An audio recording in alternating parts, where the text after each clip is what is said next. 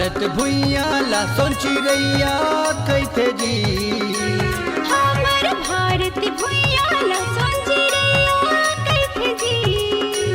हिंदू मुस्लिम सिख ईसाई जुड़ मिल के रहते जी। हिंदू मुस्लिम सिख ईसाई जुड़ मिल के रहते जी।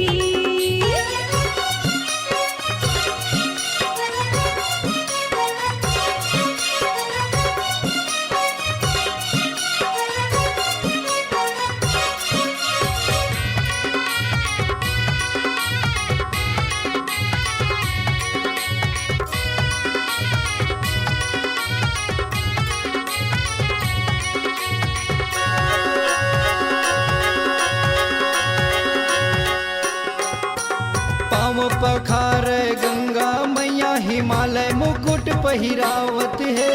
पाँव पखारे गंगा मैया हिमालय मुकुट पहिरावत है। आन बान औसान हमर तिरंगा सुघर लहरावत है।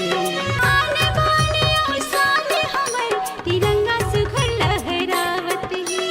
संझा बिहनिया पड़ के परवना मैया गावे जी। धरती मैया गावे जी। हिंदू मुस्लिम सिख ईसाई जुड़ मिल के रहते जी। हिंदू मुस्लिम सिख ईसाई हा संग मारे थे जी।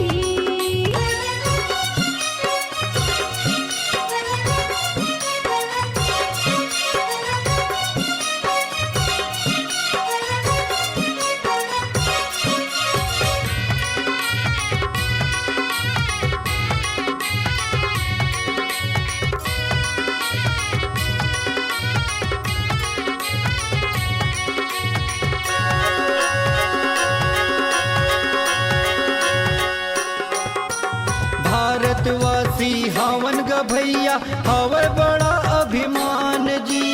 भारतवासी हवन ग भैया हवे बड़ा अभिमान जी। भारत के सम्मान के खातिर दे देबो अपन परान जी। भारत के सम्मान के खातिर दे देबो अपन परान जी। गांधी गौतम नानक नेहरू ई है जन्मे जी। हाँ हाँ ई है जन्मे जी। सुहर सुमत के खर संदेश जन जन माँ बदरी जी। ए दे सुघर सुमत के इखर संदे जन जन माँ बगरे जी। हाँ हाँ सुघर सुमत के खर संदेश जन जन माँ बदरी जी। हाँ हमर भारत भुइया ला सोची रैया कैथे जी। हिंदू मुस्लिम सिख ईसाई जुड़ मिल के रहते जी। इहाँ हिंदू मुस्लिम सिख ईसाई जुड़ मिल के रहते जी। हाँ हाँ हिंदू मुस्लिम सिख ईसाई जुड़ मिल के रहते जी। इहाँ हिंदू मुस्लिम सिख ईसाई जुड़ मिल के रहते जी। जुड़ मिल के रहते जी।